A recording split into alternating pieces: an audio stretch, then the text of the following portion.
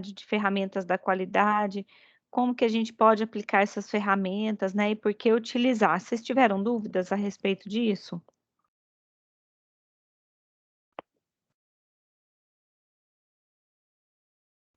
Tranquilo, professora. Porque assim, gente, lá no Moodle, e vocês já sabem, né? A gente consegue ver quem já assistiu às aulas, né? E aí esse é o problema. Poucas pessoas assistiram a aula de ferramentas de qualidade, poucas pessoas abriram o artigo de ferramentas da qualidade, né? Então, assim, isso me preocupa porque, por mais que vocês tenham feito as atividades, né? Quem realmente acessou foram poucos, né? Então, fez essa atividade como, né? Acessou qual tipo de material? Já tinha conhecimento a esse respeito, né? Então, esse eu fico um pouco. Eu me questiono, né? Quem realmente conseguiu, porque assistir, né? Poder fazer realmente o trabalho, ou se foi uma cópia aí de alguém, sei lá. Então, assim, eu realmente fico preocupada porque me dá a impressão que poucos assistiram, né? E poucos realmente tiveram acesso ao material. Entenderam? Mas, né, gente, logicamente vocês sabem o que deve ser feito, né? O que que tem que fazer. Então, eu acho que cabe a cada um fazer sua parte, né, para poder ter o conhecimento. Mas vamos lá, então. Deixa eu entrar aqui. Então, não tem dúvidas realmente, gente?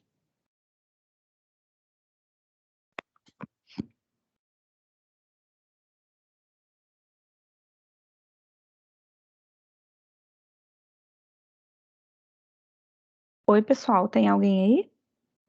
Oi, você estava falando da atividade da semana passada? Sim. Não, da minha parte, até então não. A gente teve um PDF que a senhora deixou, tinha explicando lá alguns dos métodos de controle, né? O vídeo complementava, então eu acho que tá tranquilo. Tá bom, então. Eu quero projetar minha tela aqui, mas só deixa eu abrir o Moodle primeiro, que aí eu já coloco para vocês olharem. Tô tentando abrir aqui, tá um pouquinho lento, não sei se é a internet aqui de casa.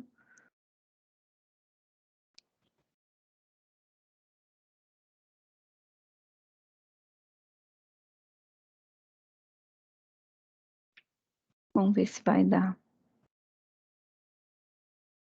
Vocês conseguiram já abrir o Moodle depois que eu falei com vocês, gente? Sim, deixou um slide Isso, tem bastante coisa lá. e mais 2 arquivos. Então depois que você viu, já tem mais coisa, tá? Tinha mais coisa que eu tava adicionando. Então, ó, gente, na semana 12. Peraí. Falei que ia projetar a tela e não fiz isso.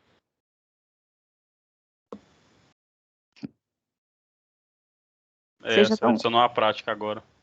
É isso. Vocês estão conseguindo ver minha tela? Não, Não? não, ainda não. Ué? Peraí. Agora foi. Opa. Essa aí, gente, semana 12 de 2022. Tá vendo? Sim. Então, eu coloquei ali, ó, tecnologia de carnes e derivados, né? Logicamente, gente, como eu disse para vocês, é tudo muito corrido, né? Agora, no final, não tem como a gente ter uma aula de tecnologia de carnes e derivados de maneira completa, como se fosse uma disciplina num semestre, tá? Mas, deixa eu só ver aqui a data.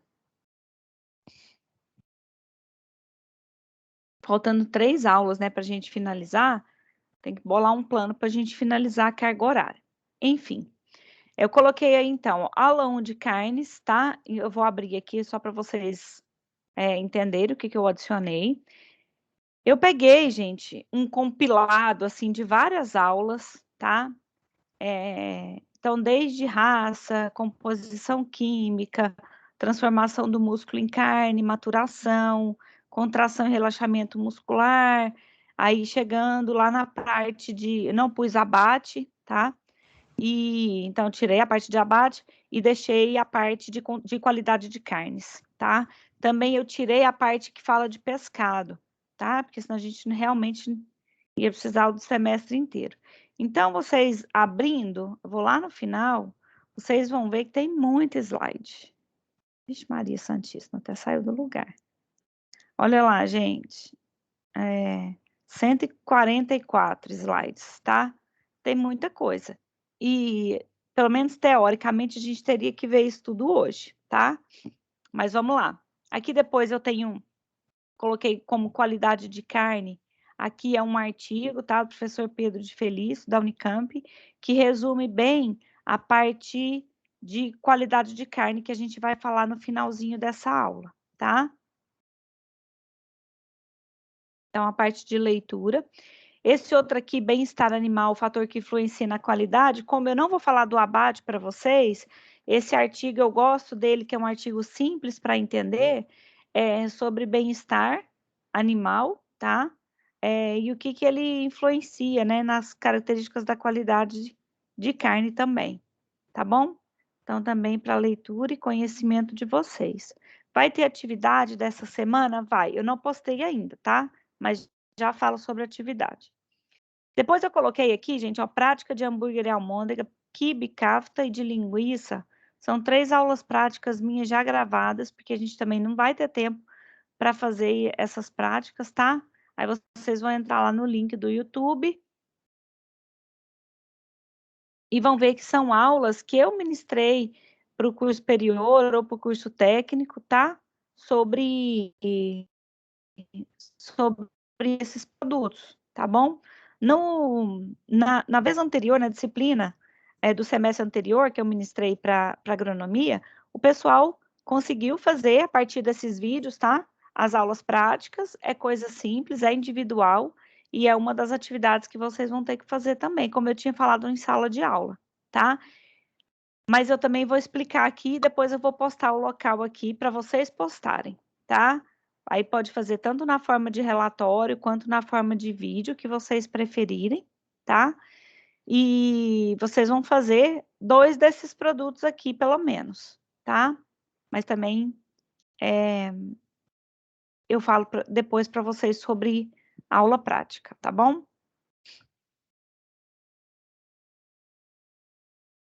Tranquilo, pessoal? Certo. Tá bom. Deixa eu ver só se entrou mais alguém para a gente começar.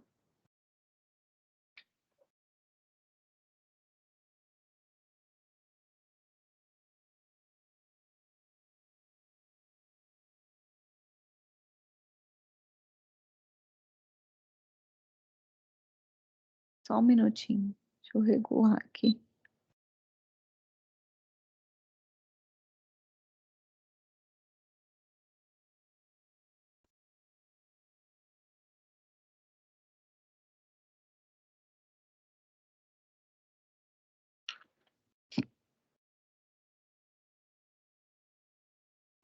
Tá, tem ninguém aqui, deixa eu só... Vou fazer chamada, tá, gente?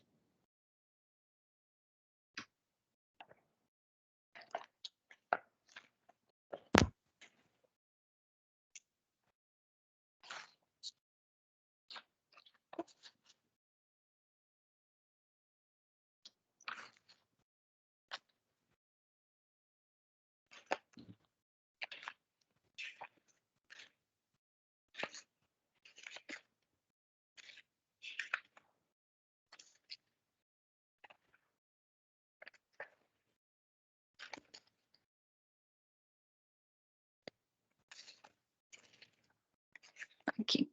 Andressa. Clóvis. Presente. Dailton. Dailton, Eduardo Bueno, Eduardo Araújo, Presente. Érica, Presente. Eveline, Presente. Felipe, Fernando, Presente, professor. quem respondeu agora, gente? É o Fernando, é que eu tô do lado do Guilherme aqui, não tá abrindo o negócio pra mim. Tá. Gabriel Moraes, Deixa eu ir. Gabriel Pérez, Presente. Gil Kênia,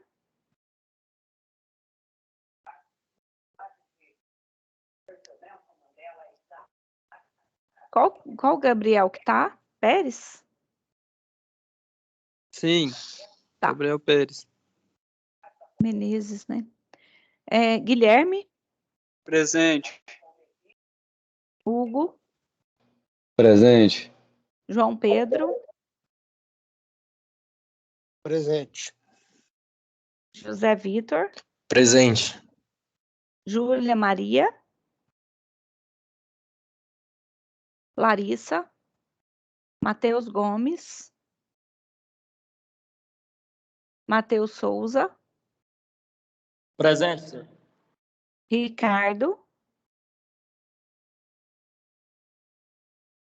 Sérgio, Scheider, Presente. Scheider, Certo, tá Isso, presente, professor. Scheider também. quem? Sérgio? E o Scheider também, os dois. O Sérgio Tá. tá aqui. Stephanie, A Stephanie, ela tá voltando do IF, que ela não tinha visto a mensagem, aí ela foi achando que era presencial, dela chegando em casa ela entra. tá. Vitor Carlos, No presente. Vitor Barros, Presente, professor. Vitor Casul. Presente. Beleza. Vamos lá então, gente. Vamos lá que tem muita coisa. Eduardo Bueno tá presente, eu só não vi você chamando na hora. Eduardo Bueno, tá bom. Obrigado.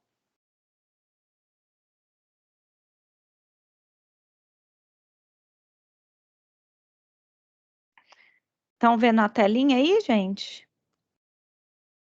Sim. Tá. Então vamos lá. Vou começar aqui com vocês. E aí, gente, qualquer dúvida vocês podem ir perguntando, parando, tá? A aula. Se quiser também comentar ou complementar com alguma informação, fiquem à vontade, tá bom? Gente, olha aqui, eu começo mostrando para vocês, né, sobre essa parte de carnes. Todo ano, e muitas vezes durante um ano inteiro, o IBGE, né, peraí que tem gente pedindo para entrar.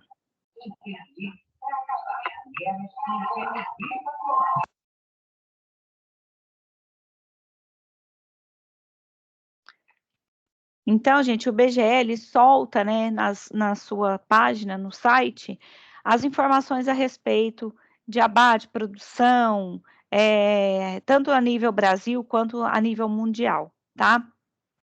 Quando a gente fala de carnes, então a gente tem os principais tipos de rebanho, que são os bovinos, suínos e frangos, né, as aves, no caso das aves, os frangos, e aí aqui a gente vai ter essa informação do ano anterior, né, de 2021. Então, eles fazem por trimestre, cada trimestre tem uma prévia do que vai acontecer no ano, né?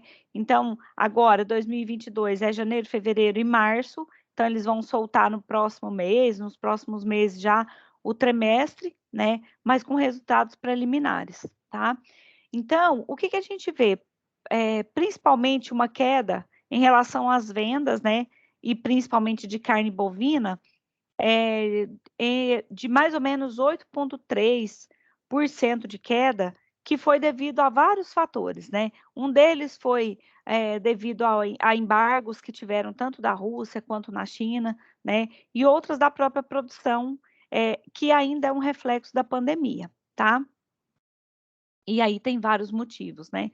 Mas aí, no ano passado, então, apesar da queda e continuando em alta o abate, né? Foram abatidos, então, vou colocar aqui, veja no terceiro mês, tá? Que é o último mês do trimestre, então, o mês de dezembro do ano passado, né?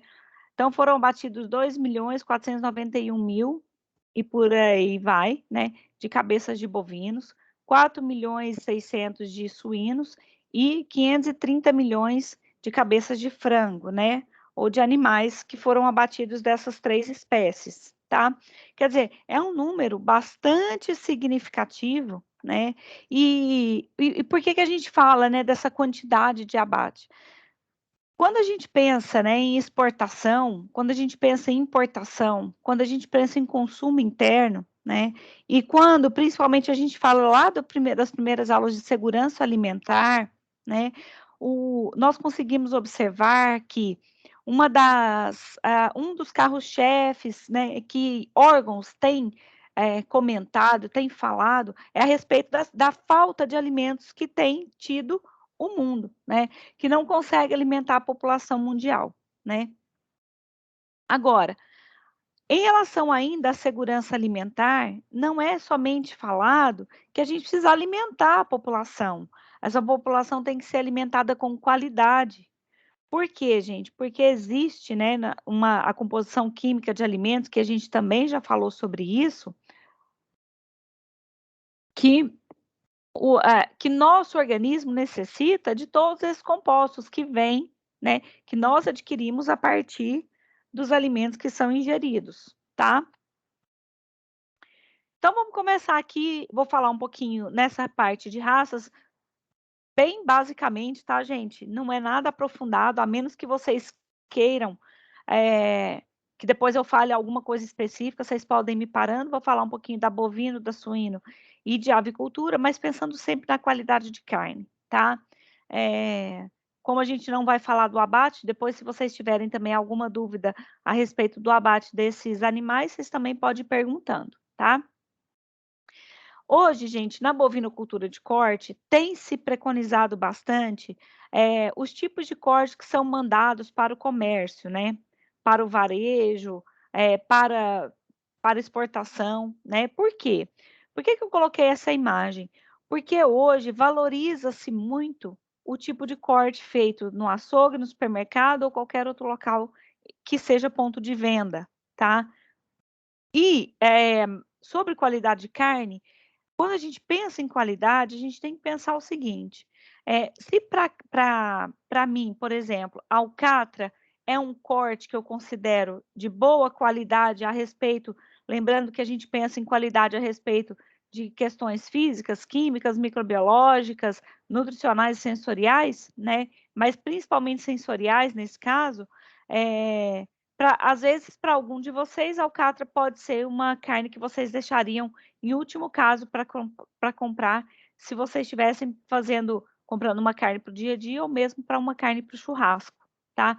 Mas, enfim, tem se valorizado muito a questão de raça em relação ao corte produzido, tá? Então, pensando em qualidade de carne, é o que mais tem se falado, tá?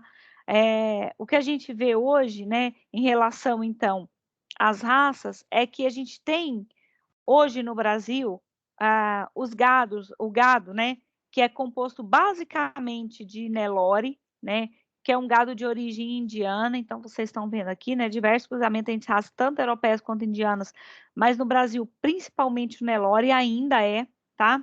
Mas o gado europeu, a produção de gado europeu tem crescido muito, né, principalmente Angus, e suas derivações, vamos dizer assim, tá? Muitos cruzamentos industriais, né? Aproveitando o vigor híbrido, aproveitando a qualidade de cada uma das raças, né? Então, muito tem se feito pegando raças indianas e raças europeias para ter, por exemplo, um gado que suporte o calor, que consiga viver no pasto, mas também que produza uma qualidade de carne pensando em maciez, em suculência, tá? Em ganho de massa muscular. Então, isso vem de encontro com o que a gente espera de um cruzamento denominado industrial, tá? Aí, muitos cruzamentos que foram feitos no Brasil deram origem a gado que também é produzido no Brasil, né? E que, por exemplo, a pitangueiras, né? É bastante específico, não é qualquer local que produz, né? Mas por que não é qualquer lugar que produz? Porque vai do produtor, né? O produtor escolhe, ele pode, logicamente, essa escolha depende de muitos fatores, mas ele pode escolher o que vai trabalhar, né? Não vou trabalhar com a raça Santa Gertrudes, vou trabalhar com Angus, vou trabalhar com Hereford, aí depende de qual é o objetivo desse produtor, né?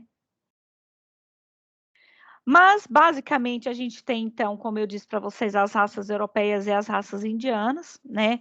A gente tem o gênero Bos, sendo as raças bovinas, Taurus, a espécie, né? E a subespécie Taurus e Taurus índicos, né? Sendo que Taurus são as raças taurinas, também denominadas europeias, e da raça índicos, que são as raças indianas, né? Ou do grupo Zebu, ou das raças zebuínas ou ainda indianas, tá? Mas as duas, né, vamos dizer assim, os dois grandes grupos, eles vêm originados, né, segundo o estudo, das raças, do gênero Bos das espécies primogênios, né? Que é aqueles animais, né, que parece que são mais fofinhos, né, que tem mais pelo, são mais rudimentares, tá? Deixa eu ver aqui quem está tentando entrar aqui na aula, gente, só um pouquinho.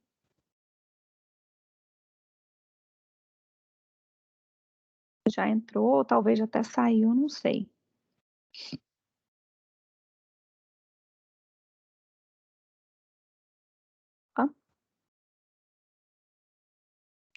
Alguma dúvida, gente, por enquanto? Tranquilo. Então, vamos lá, gente. Em relação às raças europeias e asiáticas, as diferenças entre elas, né?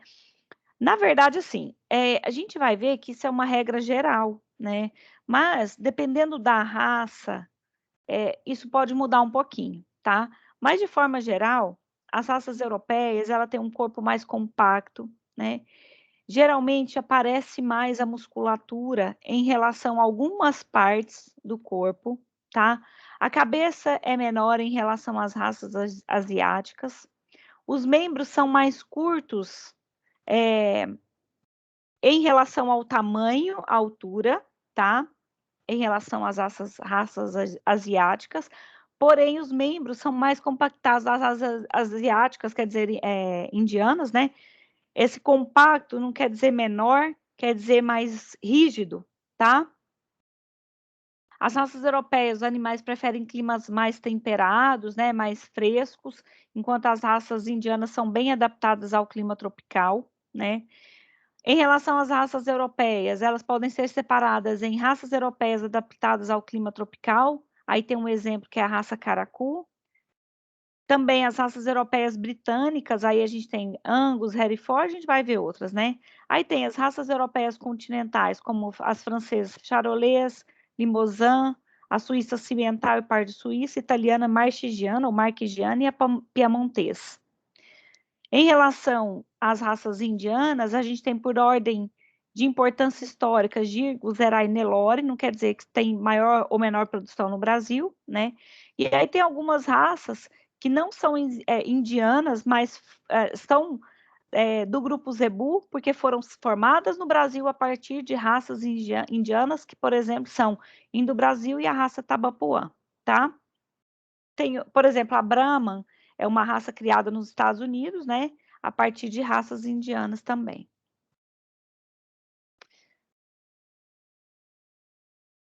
Essa parte aqui, gente, é um resumo do slide anterior, tá? Então, a gente já viu tudo isso aqui, eu vou passar, tá bom? Acho que só essa parte aqui já falei, né? As raças formadas a partir... Ah, tá. Então, no slide anterior tem as raças formadas a partir das indianas, e aqui tem raças zebuínas e taurinas junto, né? No Brasil tem, por exemplo, pitangueiras, canchim, né? E nos Estados Unidos, Brangos, Braford e outras, tá?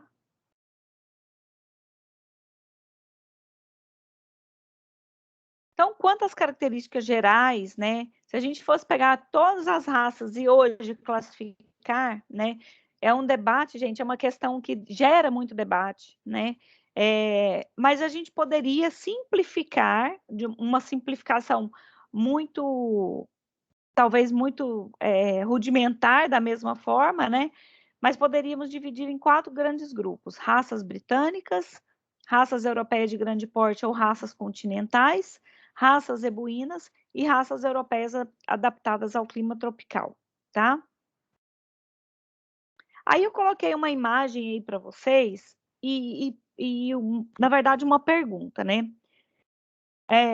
Os fatores de raça, eles se relacionam ao manejo e esses fatores influenciam na composição de carnes? O que você acha? Vocês acham?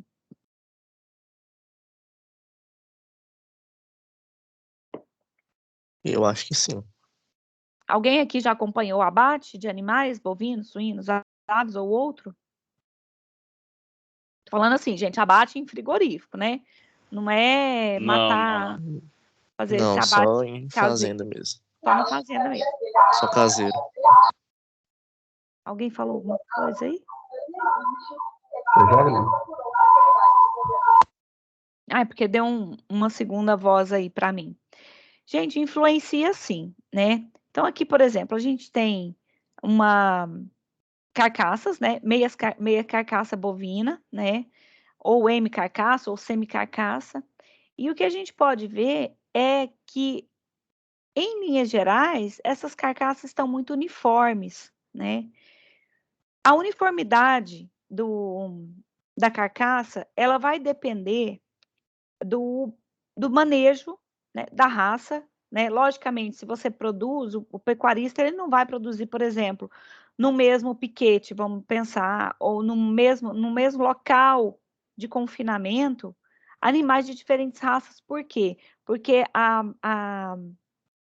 o aporte alimentar de cada raça é diferente, né? Então tem que ser trabalhado todo o esquema de alimentação dos animais para quê? Para que, se eu tiver, por exemplo, animais de mesma raça, com aproximadamente o mesmo peso, com o mesmo sexo, acredita-se e prioriza-se que essas carcaças terão, né, uma uniformidade quando, logicamente, fizer o abate, a gente ter as carcaças visualmente falando, né?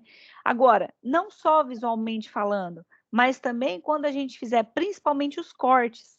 Então, vamos pensar que a gente hoje o pessoal tem trabalhado muito a questão de boutique de carne, empórios de carne, né? A uniformidade é essencial, né? Por que que é essencial?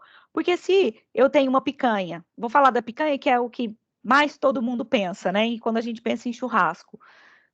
Se a gente tiver uma picanha de 700 gramas e uma picanha de 1,4 kg, né? Você vai começar a falar assim, isso aqui não é picanha, essa é de 1,4 kg, né? Essa aqui não é picanha, isso aqui tem colchão duro, né? Ao passo que de 700 gramas, não, mas eu tô pagando caro, será que isso aqui vai dar certo? Ó, tá com baixa quantidade de gorduras, tá com, né? Então, assim, o consumidor começa a questionar.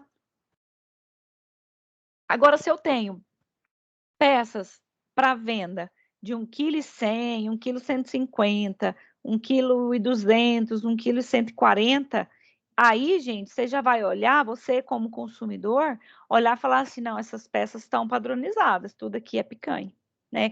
Então, o consumidor tem prezado bastante pela uniformidade, bem como os varejistas, né? E logicamente, para ter isso, a gente precisa ter um padrão também de manejo, né? Quando a gente pensa em manejo, isso começa lá na fazenda. E às vezes, né, pensando em fazenda, anterior a isso, né? Por quê? Porque existe todo um sistema de alimentação que envolve, então, o pré-porteira, né? as fábricas de rações, por exemplo, né? Hoje em dia também tem se trabalhado bastante fábricas de ração dentro da propriedade rural, né? Dentro da propriedade que trabalha com a pecuária, tá? Por quê? Porque facilita ali o processo de elaboração de ração, de diferentes raças numa mesma propriedade, né? Agora, é mais caro? Inicialmente, com certeza, porque você precisa dos equipamentos necessários para isso, né? Mas a longo prazo, talvez até a médio prazo, você vai ter isso dissolvido ali na sua produção, né? Produzindo uma carne de qualidade, você tem provavelmente mais retorno. Ah, professora, mas existe formas de pagar o produtor se ele produz uma carne de melhor qualidade para o mercado? Existem muitos sistemas que hoje já são valorizados, né? E que têm se pagado o produtor para isso, tá? Então, o sistema de criação envolve, sim, a questão da qualidade, tá? E aí, teoricamente, a gente teria propriedades que poderiam trabalhar com sistema extensivo, semi-intensivo e sistema intensivo, né? Pensando que, gente, aí tinha um monte de slides explicando cada um desses, né? Eu tirei para ficar um pouco mais simples, como eu disse para vocês, e mais rápido também a nossa aula, né? O sistema extensivo é aquele animal criado a pasto, tá? E aí, já adiantando também para o sistema, para a criação de suínos e também de aves, são os mesmos sistemas que a gente possui, trabalhados de maneiras diferentes, com objetivos diferentes, tá? Mas também a gente pode trabalhar com sistema extensivo tanto para suíno quanto para aves, né? Aí a gente já chama de animal crioulo ou caipira, né? E no bovinos a gente fala muitas vezes que é o orgânico, né? Ou boi verde. Aí a gente tem o sistema semi-intensivo, que trabalha também com animais períodos a períodos de pasto e com suplementação, né? E o sistema intensivo, que aí já é o próprio confinamento, tá? Que é hoje que a gente trabalha mais em granjas, né? E aí, e para bovinos, é mais o sistema de terminação, para ganhar peso para o abate, né? Por pouco tempo, tá? Tem dúvida? Professora, Oi. a senhora tinha feito a chamada, eu não tinha entrado ainda, que eu estava na faculdade. É Stephanie? Isso. Tá bom, Stephanie. Eu não respondi a hora da chamada, entrei depois. Quem é? Gilkênia? Isso, aham. Tá, não tem problema não, gente. Vamos lá. Vamos lá, que tem muita coisa aqui pra gente falar. Tem dúvida, gente, até agora? Não, tudo tranquilo. Tranquilo? Pode seguir. Alguma curiosidade aí que vocês querem falar, fazer um complemento? Não. Beleza.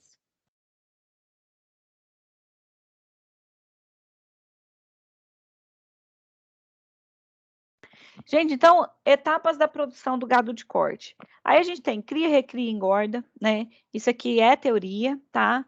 Mas mais ou menos trabalha-se a cria, que corresponde à fase do nascimento até 12 meses de idade, né? Aqui tem, é o que a gente chama produção, dentro da cria, carne de vitelo ou de vitela. Antigamente, essa carne chamada vitelo, era os animais de refúgio da produção leiteira, tá? Por que isso? Porque na produção de leite, o que interessa é a produção, né? Quanto mais fêmeas nascem, mais leite a gente vai ter na produção, né? Pelo menos é o que se espera.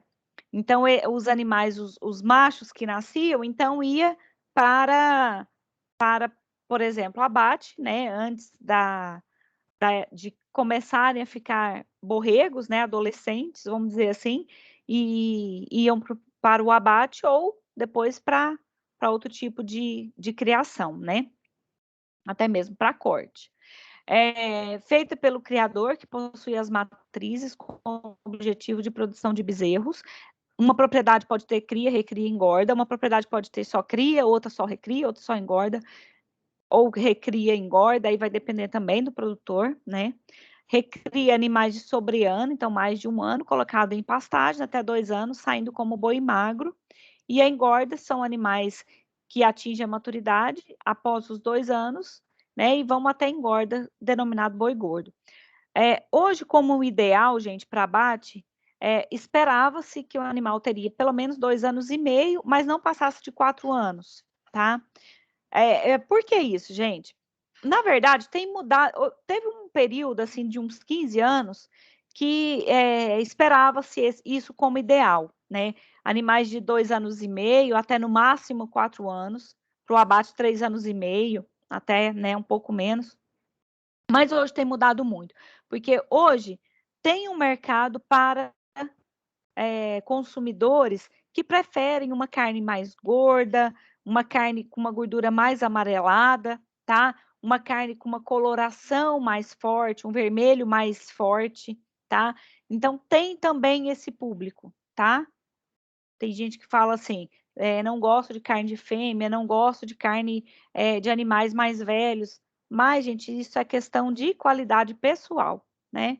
Eu não me importo de jeito nenhum com aquela gordura mais amarelada, né? Agora, a gordura amarelada tem outros fatores também que influenciam, né? Melissa. Melissa? Tá sem áudio. Tá mutado, professora. Oi. Aí. Acho que entrou, acho que passei o mouse, a mão aqui. Oi. Essa carne vitela, o que ela tem de mais assim? Só porque é mais macia? Ela é mais macia porque são animais até 1 ano de idade, tá? Geralmente o abate ocorre com animais, vou falar uma média, tá? De 7 até 9, 10 meses, tá? São animais que são tratados exclusivamente com leite. Leite em pó, geralmente misturado com água, administrado para esses animais. Entendeu? É carne mais macia, então. Pelo que ele consome, a carne fica uma coloração menos avermelhada, tá? Por conta da alimentação. A gordura tende a ser mais esbranquiçada, porque o animal não consome algum tipo de pigmento natural ou não, né? Vem do leite mesmo, e dessa gordura do leite, que praticamente não influencia, principalmente se for o leite em pó, tá? Porque o que muda a cor da gordura é raça, né? A pigmentação que vem do próprio consumo do capim, né? Então, de xantofilas, de carotenoides, né? E o que modifica é a própria alimentação durante a vida do animal, né? E com a idade, esses pigmentos se acumulam mais na gordura e deixa mais amarelado. Então, animais mais jovens, essa gordura é bem mais clara, mais esbranquiçada mesmo. É um padrão de qualidade para esse tipo de carne, de vitelo ou de vitela. Ai, parece que eu não tenho coragem de comer essa carne, não. Tem não, né? Pensando no bezerrinho, né? É uma carne extremamente macia, justamente por isso, né? Mesmo que seja de raça indiana, mas que tem essa questão aí, né? De ativistas não serem a favor realmente desse tipo de abate, né? Na verdade, os ativistas dessa área, nem outro tipo de abate, né? Mas de animais com idade para abate mesmo também não são. Mas é isso. Certo? Certinho. Beleza. Aqui, gente, tem um resumo, então, né? O sistema extensivo 6 a 12 meses, geralmente na época de outubro que se inicia, mas aí varia muito das condições do animal, né? Sistema semi-intensivo fica o animal de 4 a 6 meses e no intensivo de 3 a 4 meses, se assim for feito, né? Para a idade de 2 anos e meio, 3 anos do animal, tá? Tem alguma dúvida de bovinocultura em relação às raças, gente? Que eu passei direto, né? Passei reto. Quer fazer algum questionamento? Não. Então, vamos lá. Professor, Oi. eu ouvi uma vez um produtor rural e eu fiquei com essa dúvida, eu nunca tive oportunidade de perguntar para ninguém. Ele falou assim, que a vaca velha, magra, se eu engordar ela, a carne que ela está produzindo é carne nova, não é uma carne que tinha ali. Isso procede? Apesar de que eu já provei, né? Tem costume de matar a vaca aqui, o pessoal da minha casa, e aí é bem diferente, né? Principalmente se for macho, se for erado, a carne é bem dura. Se for vaca mais velha também, a carne não é boa, mas assim, é meio interessante pensar, porque a carne, querendo ou não, ela foi produzida ali dentro de 3, 4 meses. Quem que tá perguntando mesmo? É o Vitor. Vitor, eu estava hoje de manhã na academia, estava até conversando com o personal a respeito disso, ele me perguntando da carne, né? Porque por exemplo, pessoal, eu vou falar algumas observações aqui e a gente vai chegar à conclusão junto, tá? Olha, na academia o pessoal que quer ficar mais forte, né, quer ter mais vigor para malhar, geralmente usa algum tipo ou de um suporte, né, de um suplemento que muitas vezes não é bem visto, enfim. Teve uma época que era muito falado isso, né, que administravam muitos produtos para os animais, para ele ganhar massa muscular e atingir peso de abate, com maior peso, né, você pesa muito, então, quando o animal tem mais massa muscular. Veja bem, o tecido muscular, ele é composto, isso já a gente está passando lá para frente na matéria, né? O tecido muscular, ele é composto por fibras musculares, né? Que nada mais é que célula de um formato alongado, né? Na forma de fibra, que é constituído basicamente por proteína, né? E como uma célula, ela possui mitocôndria, retículo, né? Que tem outros nomes porque é específico para a fibra muscular que produz contração e relaxamento muscular. A gente tem em torno, então, a fibra muscular é composta por miofibrilas, que por sua vez por miofilamentos, tá? Os animais têm aproximadamente 1.000 a 2.000 miofibrilas compondo uma fibra muscular, tá? Quando o animal começa a ganhar peso, ele começa a ganhar peso por quê? O que faz a gente ganhar peso? Gordura? Músculo? Mas o que a gente precisa fazer para ganhar peso? Comer mais. Não é comer? Não é comer? Não é alimentação? O que seria uma boa conversão alimentar? Não sei se você já viu isso em alguma matéria de suíno, de bovino.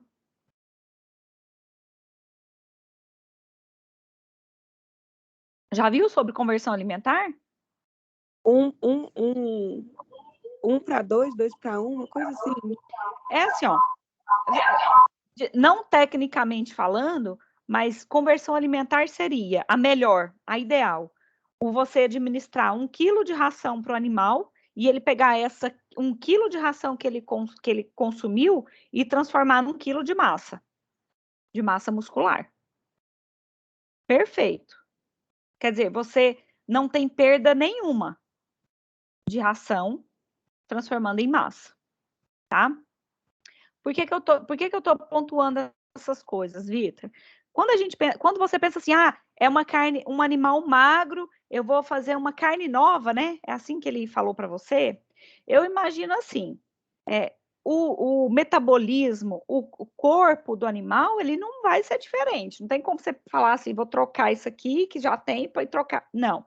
O que você vai fazer? Você pega um animal que está magro, vamos pensar que é um desnutrido. Se você começa a dar alimentação, né, balanceada, administrar água, suplementos, esses suplementos podem ser tanto para ganho de peso, quanto para produção de ácidos graxos insaturados, né? Por exemplo, você tem o ácido linoleico conjugado, claro, a vitamina E, que são antioxidantes, né? Vitamina E, a tocoferol, vitamina C. Então, você começa a administrar, o que você está fazendo com esse animal? Você está fazendo com que ele ganhe de peso de maneira ideal e saia daquela condição de magro, ou de subnutrido, ou de desnutrido, né? Mas a proteína que ele tem ali na porção muscular, perdeu proteína. Vou falar por que que perde proteína. Quando o seu corpo, ou o corpo do animal, começa a perder gordura, ele perde gordura até certo ponto. Porque chega uma hora que a gordura está tão baixa no corpo do animal, né? Aí, gente, causa N problemas, né? Sem falar da questão de desmaio do animal, de perda de força. Aí começa a perder cálcio dos ossos, vitamina D para fixar, uma série de eventos, né? Não é tão simples assim. Mas o que que o organismo faz? Começa a tirar energia, não tem gordura mais, começa a tirar energia da proteína. Então, começa a consumir proteína, realmente, tá? Então, não é que você está fazendo uma carne nova, é que você está repondo as reservas de proteína na porção muscular, nas diferentes porções anatômicas musculares daquele animal, para que ele engorde novamente. Agora, falar assim, tô fazendo uma carne nova, é um pouco estranho, né? Porque não tem como você fazer uma carne, né? Você tá repondo proteína. Do jeito que ele falou, fica parecendo que É. tá nascendo uma carne de novo ali, tá gerando de novo. Exatamente. Mas assim, provavelmente, Vitor, no entendimento dele, é isso que ele quis dizer. Eu imagino. Entendeu? Porque quando a gente conversa assim com o pessoal de produção, né, que tá lá no abate e que às vezes não tem, eles sabem fazer o abate perfeitamente. Às vezes não sabe nem por que está fazendo aquilo. Não estou dizendo que são ignorantes, não, sabe? É que já fica automático. E aí você chega e fala assim: o que você está fazendo aqui? Né? Aí ele fala para você assim: estou retirando o muflo. Aí você fala: o muflo? O que é o muflo? O muflo são os lábios do animal, né? Estou tirando o casquinho, são as unhas, né? Então, assim, no dia a dia, o pessoal que trabalha lá, eles começam a ter um sentido, explicar de maneiras diferentes, mas o que eles querem dizer provavelmente é isso aí, né? O que você está fazendo? Está repondo a massa que ele perdeu, né? Então você não está criando uma carne, não tem como criar um músculo, né? Por exemplo, animais que não possuem cupim, né? As raças europeias não têm cupim. Não tem como, sei lá, falar assim, não, vai crescer um cupim aqui. Vou dar alimentação e vai crescer o cupim. Não vai. Né? Vou ter um outro bíceps aqui. Não vou criar um outro músculo. Anatomicamente, o corpo do animal é daquela forma. Entendeu? Entendi, eu não sei professora. se eu expliquei, se é isso que você queria escutar. Ficou bem explicado. É que assim, a conversa que eu estava tendo com ele é que ele queria me convencer de que ele estava matando vaca velha e que era o mesmo gosto da vaca nova. Falei, moço, Não. não. Ó, em relação à idade, muda e muda muito, tá? Muda muito. Muitos consumidores, quer dizer, a maioria dos consumidores não conseguem perceber essa diferença, tá? Não conseguem mesmo. Então, você dá um pedaço de carne sem mostrar gordura, sem mostrar ela crua, se eu te dou um pedaço de carne, isso e isso aqui, se for assim, discrepante, provavelmente você consiga perceber alguma coisa. Mas talvez você não vai falar assim, isso aqui é de animal mais velho. Entendeu? É muito difícil isso, tá? Tem gente que consegue, é treinado para isso, por exemplo, que consegue identificar esse animal foi criado a pasto, só no consumo da carne. Parece estranho, mas é verdade. Tá? Mas... Ô, professor. Oi. Para resolver isso aí é só deixar tomar salmoura.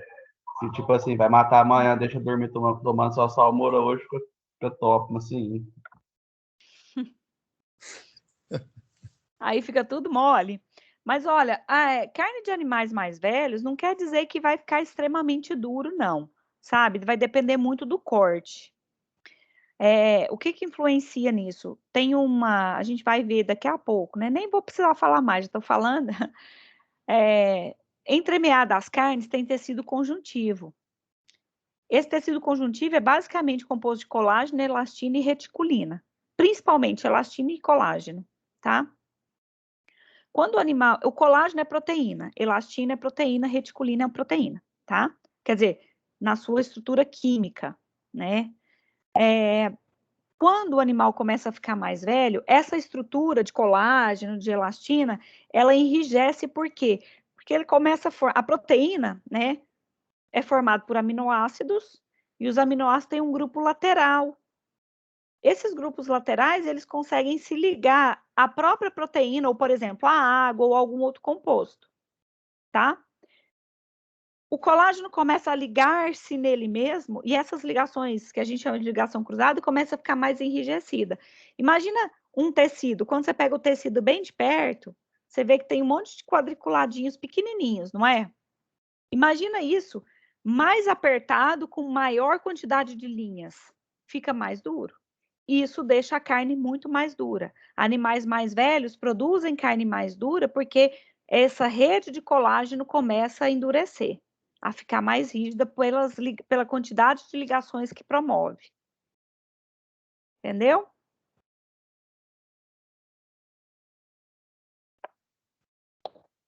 Entendeu?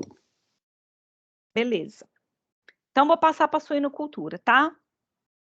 Uma curiosidade, gente, dos suínos é que em alguns países, na Itália, por exemplo, em alguns aeroportos, eles usam não cães, mas suínos para identificar drogas ou alguns outros produtos, tá?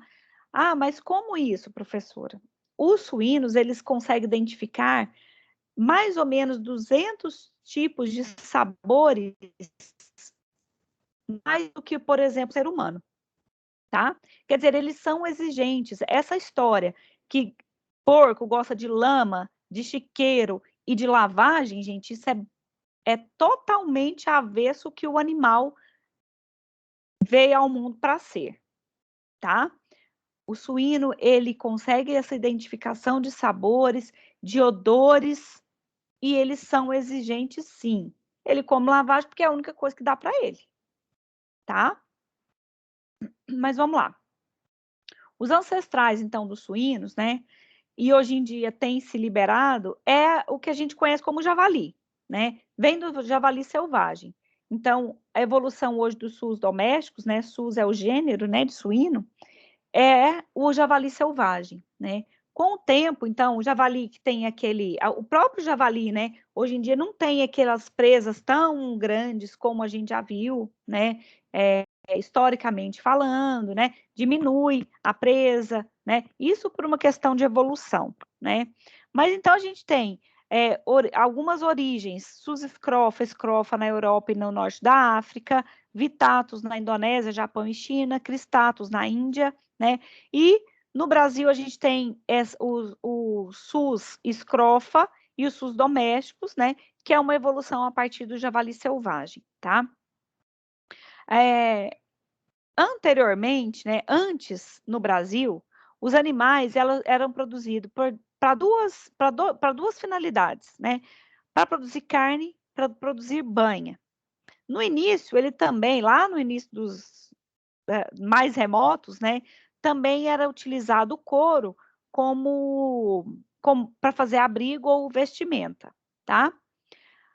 E a gente sabe que hoje ele é também comestível, né? É diferente, por exemplo, do bovino, né? Que é depois curtido, né? Vai para o curtume, é curtido, e aí faz-se produtos a partir dele, né? Para os animais, para os suínos, não, tá? Mas vamos lá. O animal tipo carne e tipo banha, com o tempo também de evolução, foi observado que quando houvesse uma evolução desse animal, e isso foi feito a partir de estudos de melhoramentos genéticos, foi observado que era possível mexer de forma genética na estrutura do animal, no formato do animal, né, conseguindo um animal mais retilíneo em relação ao seu costado, tá? E aí, o animal que era produtor de banha antigamente, então, que tinha um traseiro mais evoluído, com muita gordura na região da barriga, hoje em dia produz-se tanto a banha, né? Mas pensando não na produção de banha, mas na produção de toucinho, na produção de bacon, na produção de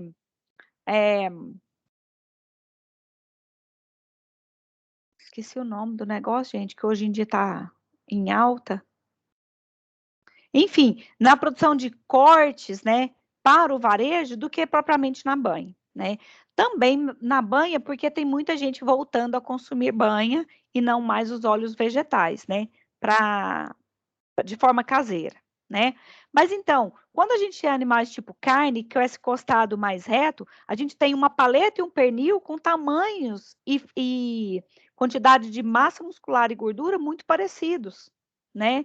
Então, isso, a partir dessa evolução, o animal, né? Antes, os nutricionistas nem colocavam suíno, né? Carne suína na dieta. Hoje em dia já colocam, porque não é mais uma carne extremamente gorda, vamos dizer assim, como já foi chamado, né? Aí teve uma empresa aí de melhoramento que fez um cartaz assim, né? O porco fez dieta e virou suíno, né? É um resumo do que aconteceu mesmo, né? Aquele porco, aquela coisa enorme, né? Aquele animal enorme, cheio de banha, hoje em dia, com um sistema de produção mais rápido, com um melhoramento genético e produção tipo carne, mudou-se muito isso aí, né? Aqui é mais uma curiosidade, né? A Associação Brasileira de Proteína Animal, eles falam o seguinte, gente, que a carne de porco é uma das formas mais antigas de alimentação. Vou passar mais rápido aqui, depois, se vocês quiserem fazer uma leitura mais vagarosa, tá? São animais adaptáveis, né? Que consomem vários tipos de alimentos, né? Antigamente servia como abrigo, eu já falei sobre isso. Desde a sua domesticação até hoje, houveram grandes transformações morfológicas e fisiológicas, né, a partir dessa evolução dos animais, né, e proporcionado principalmente por esses melhoramentos genéticos, né. Exemplo dessa transformação está no javali, antes o animal selvagem, precursor do porco selvagem, que vivia na floresta e se alimentava de arbustos, pastos nativos, frutos e pequenos animais. Aí uma observação, né, os presuntos crus, né, pata negra, dos animais pata negra, eles consomem as belotas, né, que são amêndoas criados solto, né, criado de maneira extensiva, eles consomem e originam carnes com sabores específicos que vai para a produção de presunto cru, né, aquele presunto a partir do pernil, que é curado e ela fica muito, 4, 5 anos até, para poder, pela maturação e cura, desenvolver o presunto cru, né? Entre suas principais armas de defesa e ataque estavam os dentes, que se evidenciavam para fora da arcada bucal e robusta da cabeça. Além disso, o javali era um animal muito veloz, que usava sua capacidade para fugir dos inimigos e predadores que não podia enfrentar. Hoje em dia, a gente não vê mais esses animais, apesar que eles fazem um estrago danado, né? Por onde passam, mas não são mais da mesma forma. A criação se expandiu porque era um animal ideal para o homem, já que fornecia gordura e carne. Foi nesse período que o porco tipo banha se estendeu até o século XX.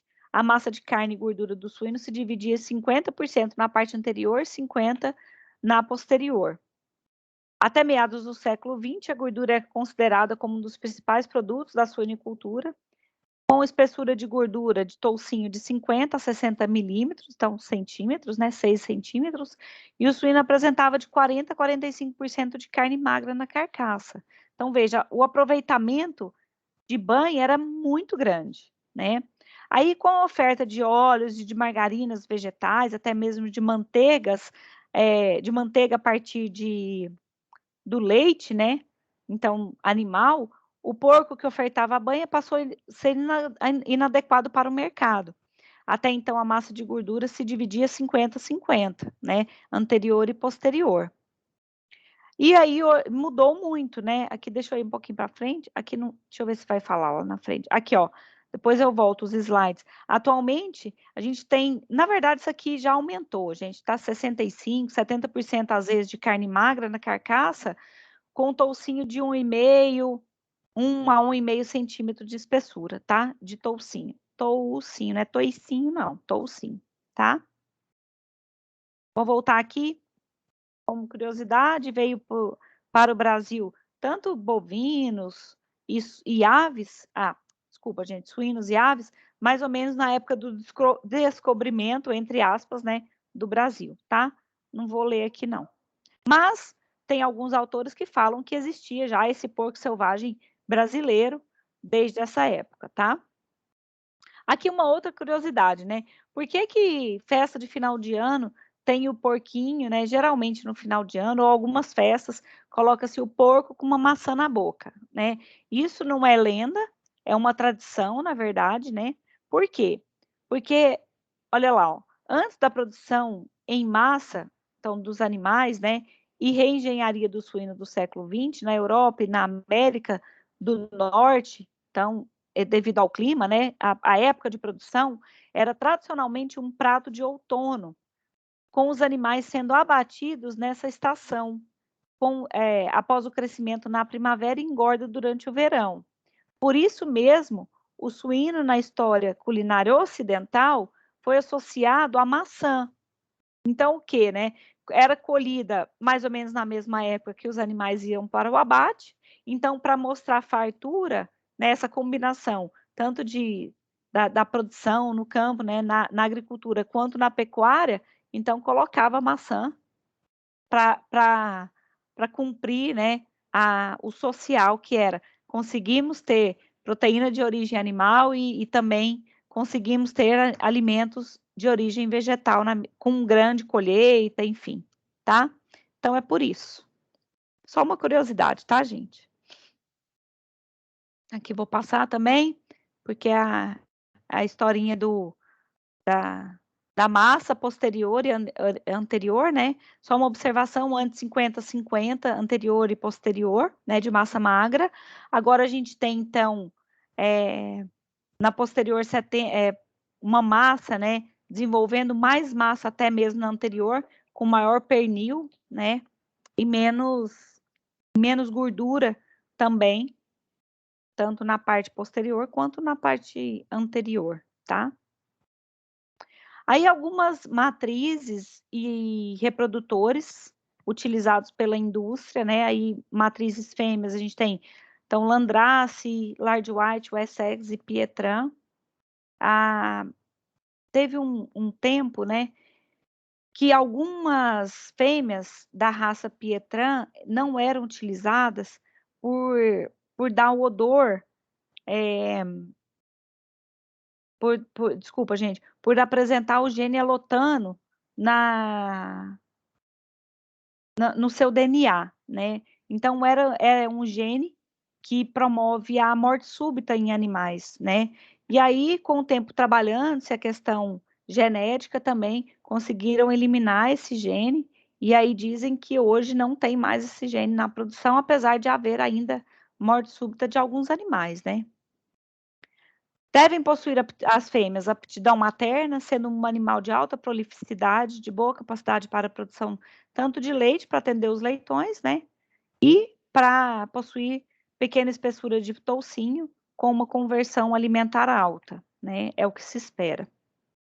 Apesar que precisa de gordura, uma boa quantidade de gordura para a produção de leite, né? Os reprodutores, alguns deles utilizados, Duroc e Hampshire. Tem alguns abatedouros hoje que falam de qualidade de carne vindo somente da raça Duroc, né? Tem um supermercado, por exemplo, aqui em Rio Verde, que vende com uma exclusividade no supermercado, né? Não na cidade, no supermercado, e vende cortes especiais da raça Duroc. É bem legal, né? Uma carne extremamente saborosa. Tá?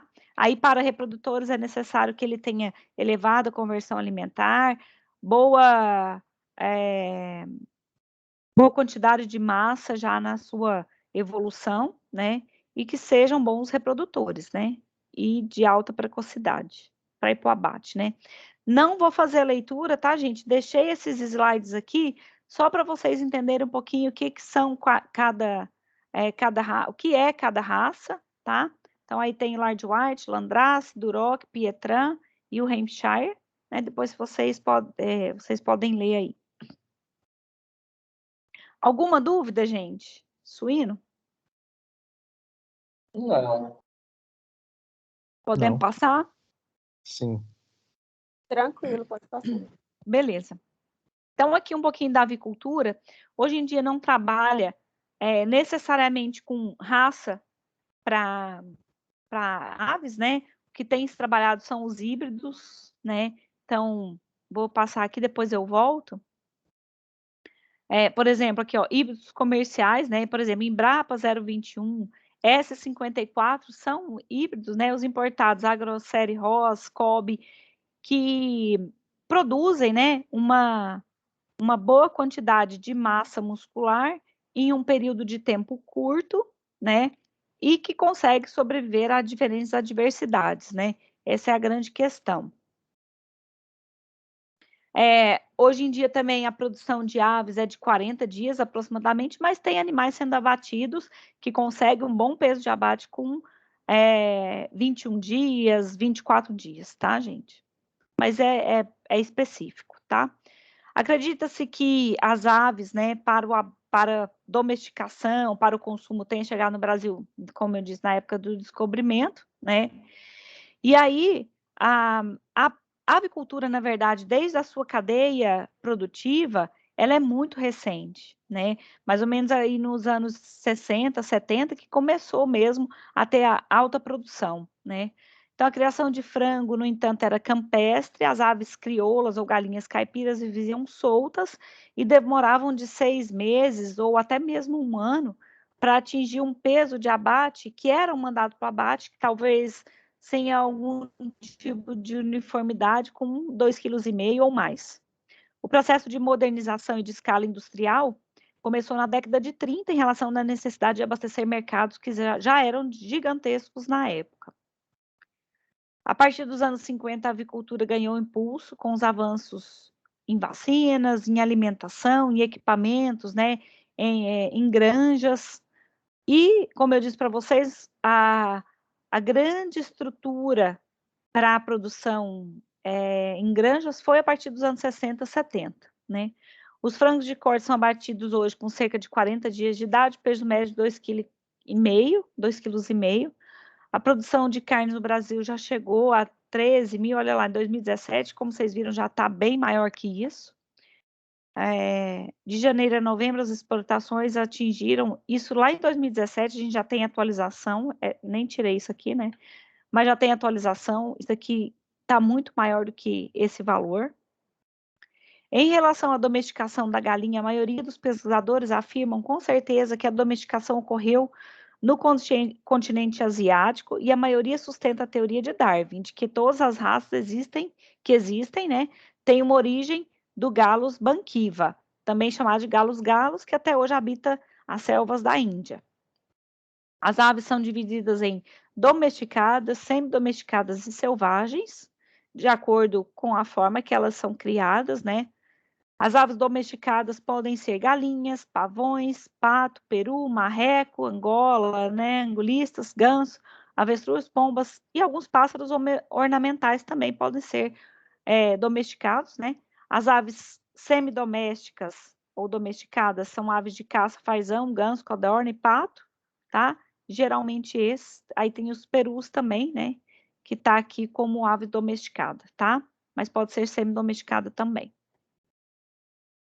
Classificação biológica das espécies, atualmente a gente tem em torno de 280 variedades, incluindo esses que foram falados no slide anterior. Dessas 280 podem ser agrupadas em 15 classes, né? E 4 classes dessas 15 têm maior importância econômica e são classificadas de acordo com a origem geográfica delas. Então, classificadas como aves americanas, mediterrânea, inglesa e asiática. Aqui tem alguns exemplos, né, que podem ser utilizados. Alguns usam até como ornamentais, né? Quando tem a Tecnoshow aqui em Rio Verde, se vocês já foram lá no finalzinho, lá no fundo, ou dependendo da entrada é na frente, né, gente? Então, assim, a entrada principal geralmente fica lá no fundo, tem algumas aves ornamentais, aí tem galinhas, né, galináceos, e é legal ver que tem umas bem bonitonas, né, indianas. E aí, como eu tinha falado para vocês, na avicultura trabalha-se bastante os híbridos, tá? Aqui a gente tem um fluxograma de produção, né? Na verdade, existem fluxogramas para bovinos, para suínos, para as diferentes aves, né? Para carneiros, para ovinos, para caprinos, enfim. Então, a gente tem, geralmente, importação dos avozeiros, apesar que no Brasil já tem trabalhado bastante com avós, com matrizes, né? Com os incubatórios, aí sim, aí a gente tem bastante. Com os criadores de frango. Aí a gente tem os abatedouros de primeiro, chamados de primeiro processamento, que aí é só o abate, né? Então, abate frango inteiro e depois faz os cortes, e tem os frigoríficos de primeiro e segundo processamento, que aí já são os industrializados, né? E os diferentes locais de venda, tá? Alguma dúvida, gente? Não, professora. Gente, a gente já tem 1h20 de aula. Eu posso continuar? Ou vocês querem dar um tempinho, voltar daqui a pouco, a gente começa como uma outra aula? Que Por depois, mim, às pode vezes, continuar, professora. Pode continuar. Eu vou continuar essa parte. Se eu pode ver que tá continuar. ficando muito extensa, aí eu não consigo jogar no YouTube para depois colocar no Moodle para vocês, tá? Mas vamos continuar então. Em relação à composição química e valor nutricional de carnes, vamos ver o que acontece. Como a gente já falou, os diferentes alimentos possuem os mesmos componentes químicos, em maior ou em menor quantidade, e as carnes não são diferentes, tá? Então, a gente tem nas carnes água, nós temos proteínas, nós temos gordura, nós temos carboidratos, nós temos vitaminas e temos os minerais, né? Esses compostos químicos na carne, eles vão variar de acordo com alguns parâmetros, né? Que podem ser alguns aqui, a maioria a gente consegue controlar, né? Outros é mais difícil de controlar, mas ainda tem como dar um jeito, né? Para melhorar essa situação de composição química, tá? Então, os compostos químicos, a gente tem como manipular, né? Para se obter nas carnes. De que forma? E como que são variáveis, né?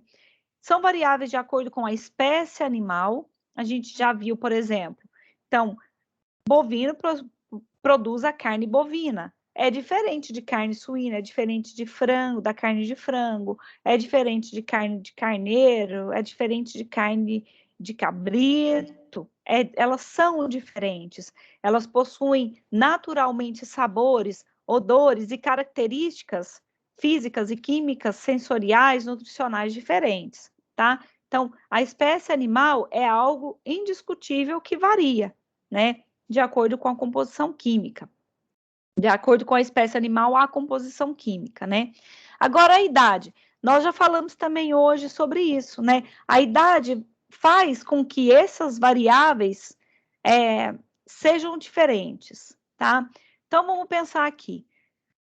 De acordo com a idade, o que vocês acham que mais é modificado com animais mais velhos e mais novos em relação a esses compostos químicos?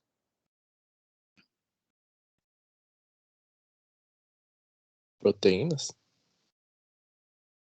Vamos lá, gente. Gordura, proteína. Vitamina. Vitamina.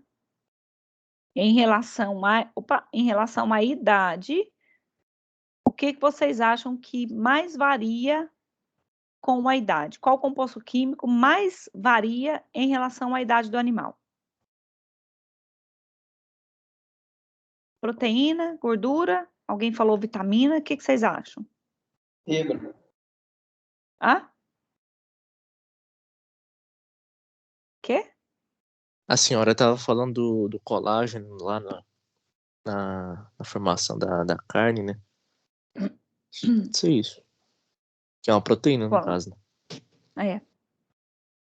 Tá, então é assim, gente, na verdade, é uma relação, né? O que mais varia é sim a gordura, tá? Com a idade, há uma perda proteica da massa muscular, tá?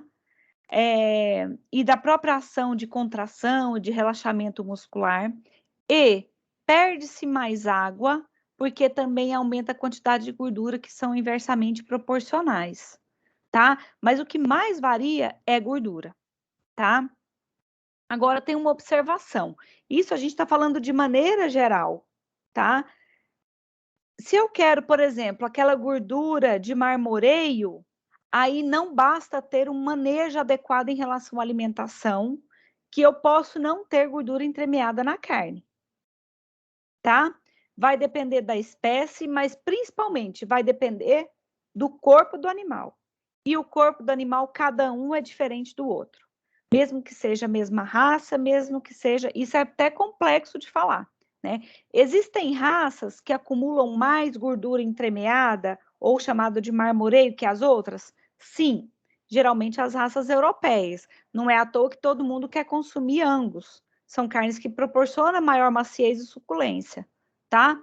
Mas não somente elas. Não somente elas conseguem uma boa quantidade de gordura entremeada, tá? Como que a gente consegue observar? É igualzinho o ser humano, gente. Tem pessoas que são mais predispostas a ter acúmulo de gordura, porque tem já os adipócitos em sua formação. Isso acontece muito, gente, na idade do animal, né? Então já tem aquelas células de tecido conjuntivo que são especializadas em acúmulo de gordura, que no caso é tecido adiposo, né? Ou os adipócitos que têm a capacidade de acumular, de guardar gordura, né? Lipídio. Então, se eles têm essa predisposição à célula adiposa, então provavelmente ele vai ter gordura entremeada, se você tiver um manejo adequado para esse animal, tá? Agora, eu tô falando de idade. Em relação à idade, a quantidade de gordura acumula-se sim no organismo com maior facilidade, porque eu tenho uma queda de água e de proteína conforme o passar do tempo, tá? Agora, em relação ao sexo, quem acumula mais facilmente gordura, macho ou fêmea? Macho. Macho?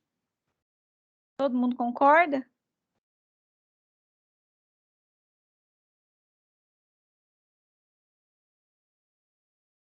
Vocês concordam, gente? Aí eu acho que é a fêmea, né, não? É fêmea, tá? Via de regra, fêmea acumula mais gordura do que macho, tá? Em relação à conversão alimentar, tá? Então, o sexo varia, a composição química varia, tá, gente? Geralmente, fêmeas acumulam mais gordura. Isso é uma questão estrutural, fisiológica, metabólica do organismo da fêmea, porque ele, principalmente na região da barriga, tem essa predisposição a acumular mais gordura para receber o feto, para receber o embrião, desculpa, e gerar o feto, né? O bebezinho ali que vai se desenvolver, tá? Então, é uma questão mesmo de sexo diferente, tá? Raça e genética. Como eu já falei para vocês, a raça, no caso, a genética, varia sim a composição, tá? É possível trabalhar a genética para obter qualidade diferente do que se espera na produção, tá? E quando a gente pensa em bovinos, a raça influencia grandemente na maciez, tá? Isso é devido, a gente vai ver também mais para frente, a enzimas que são produzidas na própria fibra muscular desses animais, que produzem enzimas que atuam para quebrar as proteínas que compõem a musculatura do animal. Então, quando o animal é abatido, essas enzimas entram em ação, porque elas são calciodependentes, vocês vão entender mais para frente sobre isso, e elas quebram proteína, então laceia essa fibra muscular e dá uma maior maciez na carne. Isso é de animais das raças europeias, por isso muita gente quer hoje trabalhar com Angus, tá? É possível melhorar essa questão de maciez nas raças indianas? É possível, tá? Você pode, por exemplo, fazer o melhoramento genético ou trabalhar só com raça indiana, mas trabalhar principalmente o manejo, tá? Então, aqui, manejo de alimentação, não precisa nem falar, né? Que vai variar, sim, os compostos químicos, né? Que a gente vai obter lá na carne, lá na frente, após o abate, né? E é uma questão que é possível de se regular, né? Então, você consegue, a partir da alimentação, do manejo, do tipo de criação, das etapas que é passado na criação e como é o sistema de criação, é possível, sim, você alterar esses fatores, né? Essa composição química e também a carcaça do animal, né? E aí, por último, as condições ambientais. As condições ambientais, então, se chove, se faz calor, se faz um tempo mais frio, a gente não tem esse poder de modificar, né? Mas, por exemplo, se é animal criado solto, você pode ter plantação de árvores, sombrites, né? Para evitar um pouco do calor. Você trabalha na propriedade com sistemas de alimentação em coxo que tem aquela casinha construída, né? Um lugar para ficar mais fresco, tá? Então, tem formas de minimizar as condições do ambiente, tá? E aí, alterar a composição química dos animais, né? Gente, alguma dúvida, por enquanto? Tranquilo, até agora. Tranquilo? Tá. Sim. E aí, eu tô falando aqui o tempo inteiro de carne, de massa muscular, para o RISPOA. O que é RISPOA primeiro, né? Regulamento de Inspeção Industrial e Sanitária de Produtos de Origem Animal. Então, esse regulamento, né, do DIPO ou DIPOA, ele não é só para carne, né? Então, é para carnes, para pescado, para ovos, leite e mel, tá bom? Matérias-primas de origem animal, tá? No RISPOA fala o seguinte: carne chamada carne de açougue, a carne que a gente conhece, ela vem de massas musculares maturadas, e aí está entre aspas maturada, eu já explico por quê. Então, massas musculares maturadas e demais tecidos que as acompanham. Então, tecido muscular, já foi falado aí, tecido conjuntivo, tecido epitelial, tecido nervoso, incluindo ou não a base óssea correspondente. Por exemplo, base óssea correspondente do contrafilé, tá? Você pode ter só o contrafilé sem osso ou o que alguns chamam de bisteca, que é a parte do contrafilé com osso, tá? Procedentes, então, de animais abatidos sob inspeção veterinária. Pode ser municipal, estadual ou federal, tá? Voltando aqui um pouquinho. Por que massa muscular maturada? Maturação, gente, é um processo tecnológico, só esse nome. Maturação, se for esse processo tecnológico, é um processo realizado muitas vezes dentro do próprio abatedouro, né, em cortes cárneos, para poder fazer com que as enzimas da própria carne façam a sua ação, tá? E com isso, né, tenta-se amaciar melhor essa carne. Como eu já falei para vocês, as enzimas que estão presentes na carne são vários tipos, né? Então, tem as calciodependentes, aí a gente tem as chamadas calpaínas, calpastatinas e as catepsinas, tá? Essas são enzimas que, de certa forma, atuam para promover a maturação comercial, tá? Agora, nesse caso aqui da definição de carne, essas massas musculares maturadas, é porque para a gente chamar de carne, tem que ter passado pelo processo de transformação ou de conversão de músculo em carne, né? O que é isso? Logo após o abate, então, quando é feito a insensibilização, depois a sangria, os processos metabólicos iniciam-se também o processo enzimático, tá? Que vai fazer com que haja acúmulo de ácido lático, reduzindo o pH da porção muscular, né? Até um dado momento em torno de 5,7, 5,8 de pH, que aí eu tenho a transformação final de músculo em carne. O fenômeno principal é a queda do pH. Certo? Então, por isso que chama massa muscular maturada. Nesse caso, é a maturação normal que acontece vinda da transformação de músculo em carne, que é principalmente relacionada à queda do pH. Beleza? Beleza. Alguma dúvida? Deixa eu ver quem está chamando aqui para entrar. Eu não sei, tem hora que some. Vocês conseguem atender quem está entrando aí? Aparece para vocês? Aparece. Então, beleza. Por isso que eu não preciso eu entrar, então, né? Gente, aqui tem eu deixei os compostos aqui para a gente falar um pouquinho de cada um. Eu vou falar mais rapidamente, tá? Devido ao tempo de aula. Mas vamos lá. Nós falamos dos compostos e como eles influenciam, e quais são as variáveis que influenciam na sua composição, tá? Por que a água é importante? A água é importante lá no animal, né, enquanto vivo, para atividade muscular, para que haja contração e relaxamento muscular de maneira eficiente, né, e sem prejudicar o animal, né, sem proporcionar cãibra ou algum problema no músculo, tá? Agora, para os produtos cárneos é importante porque ele tem relação com a proteína e também com a gordura, a água, né, para formar a micela e produzir, por exemplo, mortadela, produzir salsicha a partir de emulsão cárnea, tá?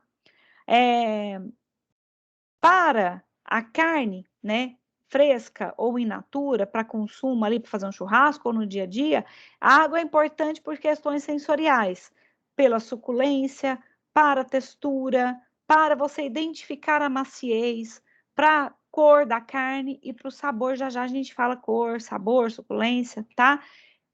Na carne magra, a gente tem em torno de 75% de água, né? Além disso, a água é um meio universal de reações biológicas, né?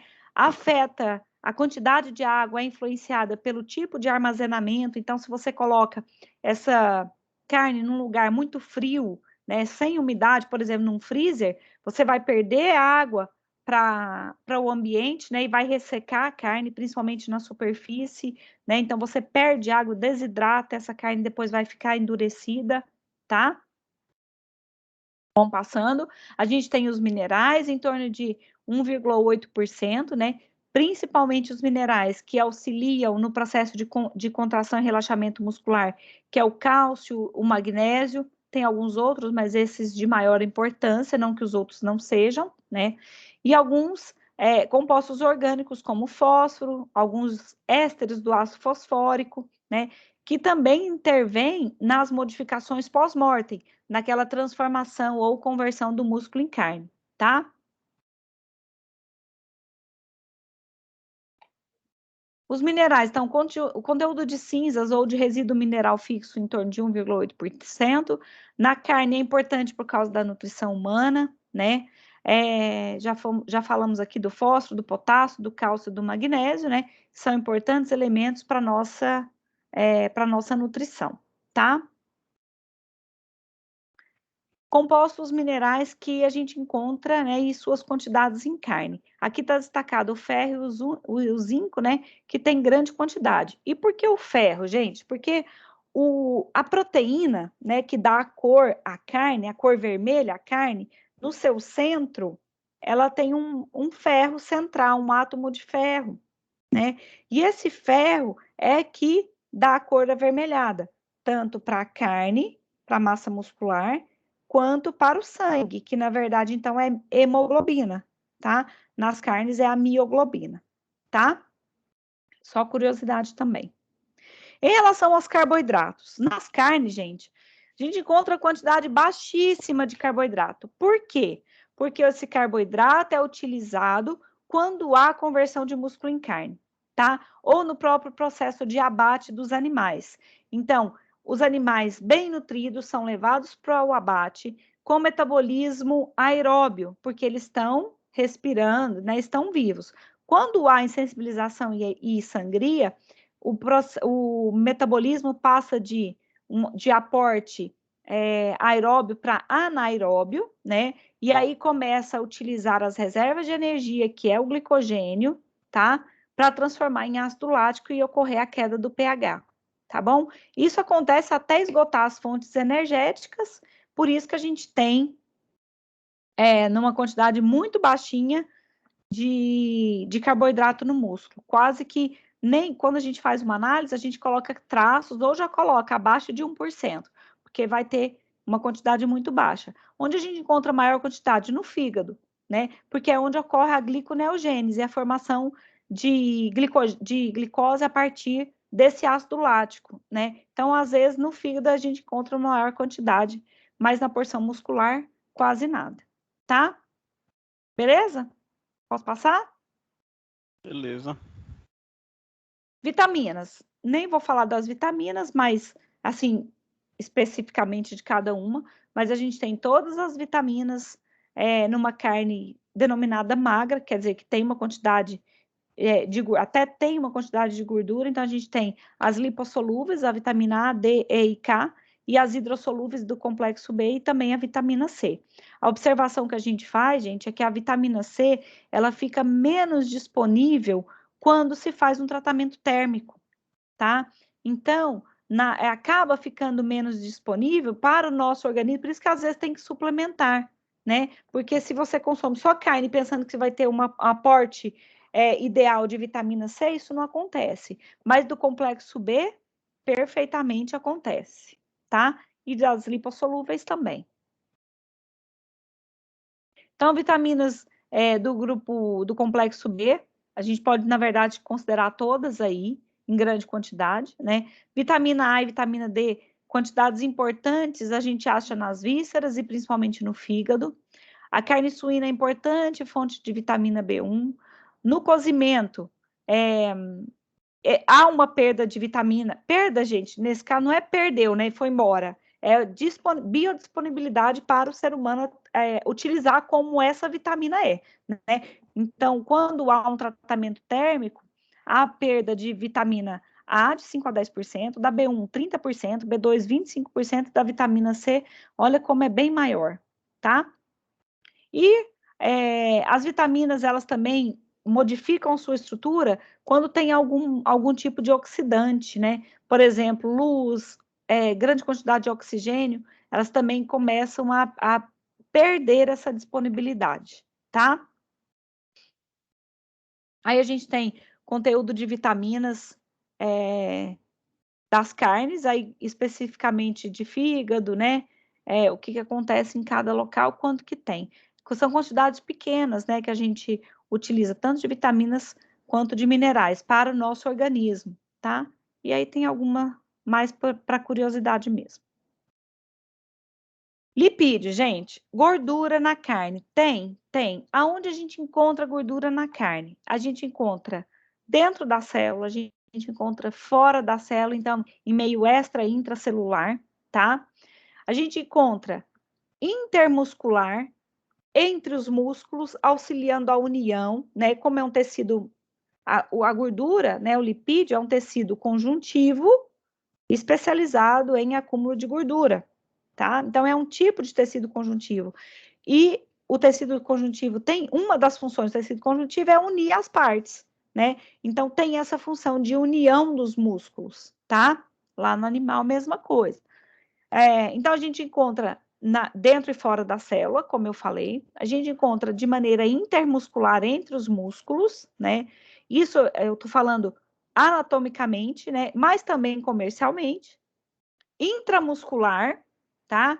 Intramuscular é aquela gordura chamada de marmoreio ou marmorização, tá? Então, é a gordura entremeada às fibras musculares. E a gente tem também depósitos de gordura no organismo do animal de maneira subcutânea, né? Também é chamado de gordura de acabamento, é aquela gordura abaixo da pele que dá acabamento ao corpo do animal, né? Esse acabamento no corpo do animal, eles são observados quando faz julgamento de animais, por exemplo, para saber a quantidade de gordura, se está uniforme no lote, né? quantidade mais ou menos de gordura que é observado ali, principalmente na região posterior do animal, tá? Os lipídios são formados por glicerol e ácidos graxos, como vocês já sabem, né? São interações moleculares, então, de glicerol e ácidos graxos, promovendo mono-di e triglicerídeos, né? Outros constituintes, fosfolipídios, esteróis, proteínas, né? Junto com os lipídios, ácidos graxos livres e água também, sendo um constituinte de lipídio, né? Auxiliando, por exemplo, na membrana plasmática, através de passagem de nutrientes, enfim, tá? Os lipídios têm uma importância na dieta, né? Principalmente devido aos ácidos graxos, né? Espera-se que tenha mais ácidos graxos insaturados devido a uma questão nutricional, né? Mas existem os saturados também, né? Aí, como exemplos, os saturados na carne a gente encontra o palmítico e o esteárico, e os insaturados, principalmente o oleico, mas a gente consegue, por exemplo, através do manejo da alimentação do animal, também ter ômega 3, ômega 6, ômega 9 nas carnes, né? Promovendo essa maior insaturação na gordura, tá? Então, aqui eu já falei, né, onde a gente encontra gordura, mas tem outras, logicamente, outros locais que você encontra, na verdade, por todo o corpo do animal a gente encontra gordura, né?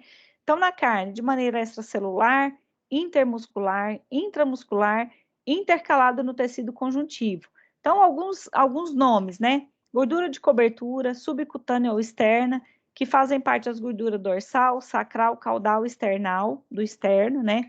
As gorduras cavitárias estão de dentro, ali onde estão as vísceras, ou internas, gordura pélvica, perianal e torácica, gordura inguinal, gordura de capa dura ou da região escrotal, gordura mediastínica, gordura dos pulmões e a mesentérica dos intestinos.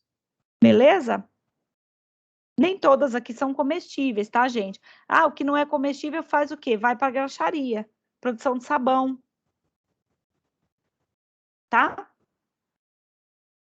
Beleza, gente? Ok, beleza. Então, proporção de gordura na carcaça. Na verdade, eu nem gosto de falar muito disso, né? Porque muitos autores de livros colocam para ter uma ideia de proporção. Mas, gente, isso é muito, como a gente falou aqui, é muito variável, né? Vai depender muito da raça, da espécie, vai depender da genética, vai depender de condições do ambiente. Então, aqui tem uma média, eu nem vou falar sobre isso, mas é só para ter registrado, tá? E quantidade de gordura varia muito, né? Como eu falei para vocês, a gente teve uma época que tinha 70% de gordura no corpo do animal, né? Hoje em dia já inverteu essa questão, né? Então, é muito variável, a gente já falou sobre isso, tá? Claro que não passa o slide. Aqui também, é de livro, vou deixar aqui como curiosidade, mas isso é muito variável, tá? Proteínas. Existe, gente, um consenso de que, para todas as espécies, no músculo, a gente tem em torno de 22% de gordura. Por isso que eu falei para vocês, lá a pergunta do Vitor, né? Que perguntou se tem uma carne nova. Não tem como, porque existe uma proporção de proteína específica no músculo. Só vai haver diferença se estiver consumindo proteína e não gordura no corpo do animal. Tá? Ou outra fonte de energia vindo, por exemplo, de carboidrato, tá bom? Então, nas carnes a gente tem as gorduras, as proteínas, desculpa, sarcoplasmáticas, as escleroproteínas e as proteínas do tecido conjuntivo, tá? As sarcoplasmáticas são proteínas específicas do miogênio, tá? Hemoglobina, que é do sangue, as escleroproteínas, que estão em grande quantidade, e essas aqui atuam na contração e no relaxamento muscular. Então, são proteínas miofibrilares, miosina, quitina, tropomiosina, troponina, proteína C, proteína M, aminoácidos livres, tá? E as do tecido conjuntivo, como eu já falei, colágeno e elastina, principalmente, mas também a reticulina, que é uma rede mais fina de proteína, tá? As proteínas do tecido conjuntivo, principalmente, então, a gente tem o colágeno, né, e a elastina. O colágeno, a gente consegue, quando você coloca, por exemplo, o músculo a carne, que comercialmente chama músculo, você coloca na pressão, na panela de pressão, o colágeno, que é aquela partezinha que fica uma gelatina, né? Porque forma esse gel mesmo, tanto é que faz gelatina a partir dele, né? Ele amolece. Então, quando tem alta temperatura, com água presente e pressão, ele amolece, tá? É o tipo de estrutura do colágeno, é o tipo da proteína. Já a elastina, ela é muito resistente, mesmo com alta temperatura, às vezes ela não amolece. Sabe aquela parte do peito do frango que tem uma partezinha, uma cartilagem? Ou o tendão, para quem já abateu algum animal, é formado muito de elastina, né? Porque é uma proteína do tecido conjuntivo que é elástica, então ela tem a capacidade de tendão de Aquiles, por exemplo. Ele sai do lugar, né? E volta, ele tem essa capacidade de deformação. Já o colágeno, não, quando ele deforma, quando ele perde estrutura, ele não volta mais com tanta facilidade, às vezes até volta um pouquinho, mas não muito.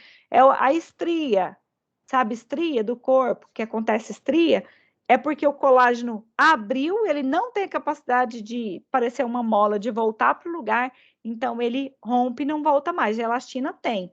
Só que tem essa diferença, a elastina não amolece, deixa a carne então mais dura. Já o colágeno, tanto pode deixar a carne mais dura quanto mais macia, dependendo de como você faz o tratamento térmico, tá?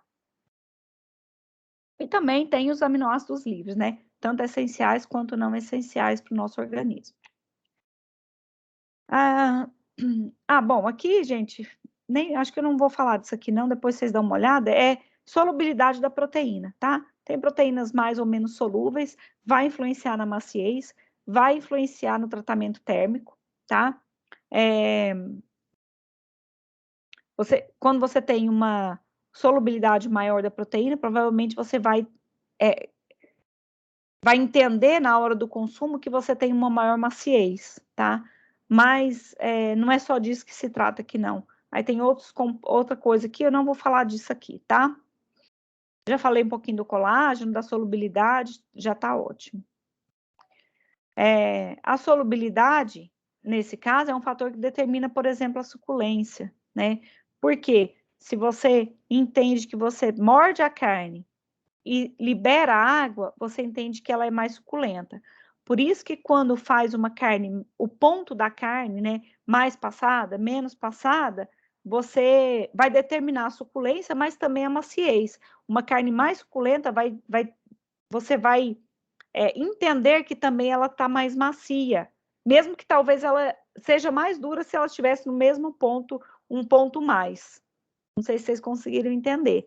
Porque a água, quando ela libera na boca, você acha que a carne está mais macia, mais fácil de consumir, porque ela não está tão passada, né? Quando você passa mais a carne, enrijece muito, porque perde água, tá? A solubilidade é influenciada pelo pH, aquela queda do pH lá do abate, que eu já falei, pela temperatura e pelos fatores de início do rigor mortis, tá? O rigor mortis ocorre quando há transformação do músculo em carne, tá? Rigor mortis é um nome mais bonito do que rigidez cadavérica. Tem um filme de terror, né? Rigor mortis, vocês já viram? É quando, gente, o final da queda do pH, quer dizer, não tem mais carboidrato para ser consumido, né? Então, é o estágio final da queda do pH, há um enrijecimento da musculatura, né? E é isso que a gente chama de rigor mortis. Aí, após o rigor, tem a atuação das enzimas que facilita a maturação da carne, tá? Então, tem um período pré-rigor, instalação do rigor mortis e resolução do rigor mortis, tá?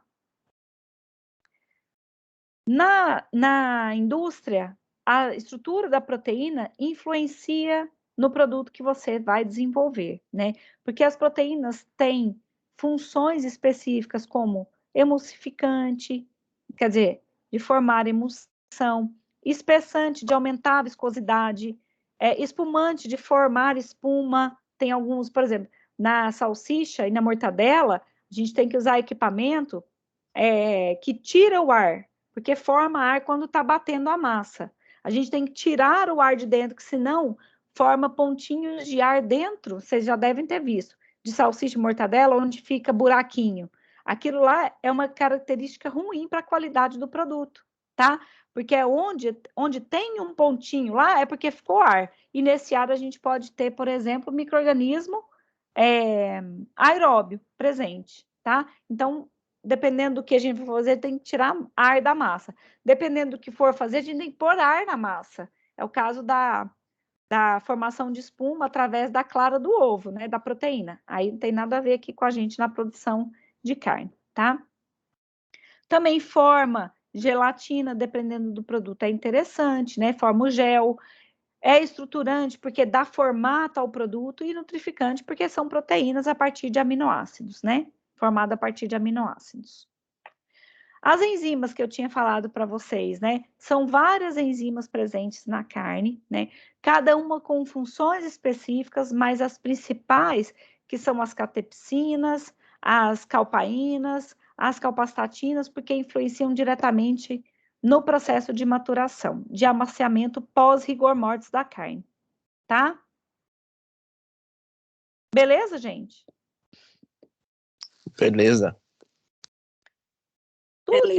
Tudo que eu falei aqui para vocês, na verdade, vai estar relacionado à legislação, né, gente? Então, assim, eu coloquei um item aqui, legislação, tá? Mas tudo que, na verdade, está sendo falado é legislação, né? Tá dentro de normas, tá? Então, por exemplo, o RISPOA, né, o Regulamento de Inspeção Industrial e Sanitária, ele foi criado por uma lei em 1950, né, para regulamentar os produtos de origem animal no país, tá?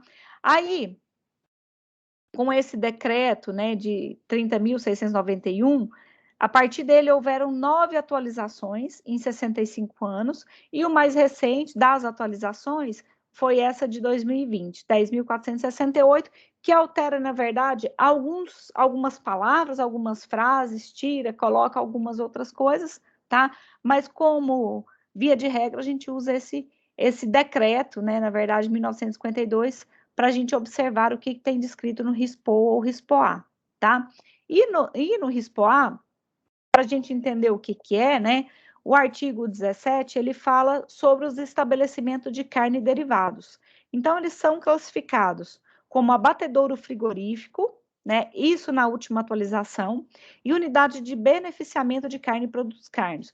Antes eles tinham abatedouro frigorífico, frigoríficos, né, tinha outras classificações que foram modificadas para apenas 2, que são essas 2, então, né, a unidade de abatedouro frigorífico e unidade de beneficiamento. E aqui, só como curiosidade, eu deixei, né, o estabelecimento de pescado e derivado. Aí tem o barco fábrica, né, aí igualmente com as carnes, com as demais carnes, abatedouro frigorífico de pescado, unidade de beneficiamento de pescado e de produtos de pescado, e aí estação depuradora de moluscos bivalves, que é o local de depuração. É como se fosse um jejum alimentar. Para os demais animais é jejum alimentar, para os moluscos, pescados, a gente chama de estação depuradora, tá? Para esvaziar o conteúdo intestinal, tá? O que é abatedouro frigorífico, então? É o estabelecimento destinado ao abate de animais produtores de carne, à recepção, manipulação, acondicionamento, rotulagem, armazenagem e expedição de produtos oriundos do abate, dotado de instalações de frio industrial, que pode realizar recebimento, manipulação, industrialização, acondicionamento, rotulagem, armazenagem, expedição de produtos derivados, certo? Comestíveis, né? E unidade de beneficiamento de carne e produtos carnes. É o estabelecimento destinado à recepção, manipulação, é aquela segunda parte, né? Acondicionamento, mas não faz necessariamente o abate, tá? É só essa segunda parte da definição anterior, do abate aqui, tá bom? Então, é daqui, ó. Que pode realizar recebimento, manipulação, essa é a parte aqui, tá? E artigo 8 fala o seguinte: a fabricação de gelatina e produtos colagênicos será realizada no estabelecimento classificado como unidade de beneficiamento de carne e produtos carnes. Então, pode-se realizar fabricação de gelatina e de produtos de colágeno a partir de unidade de beneficiamento de carne, tá? Gente, por enquanto, beleza? E agora, hein? Vamos ver que horas são. 3h30. Eu vou dar um minutinho, são 2 horas já de gravação. Eu vou parar essa gravação para a gente continuar falando de carne. Pode ser? Eu também preciso levantar um pouco, preciso tomar uma água. Pode ser 10, 15 minutos? O que vocês preferem para a gente voltar? Tá cansativo? Tá, né? Muito tempo. Que horas que a gente pode voltar, gente? 3h40? Pode ser? Pode ser. Pode ser, professor. Então tá. Então vou parar essa gravação e depois começar de novo. Mas eu acho que a gente entra na mesma, né, gente? Não sei como é que faz. Bom, vou parar a gravação.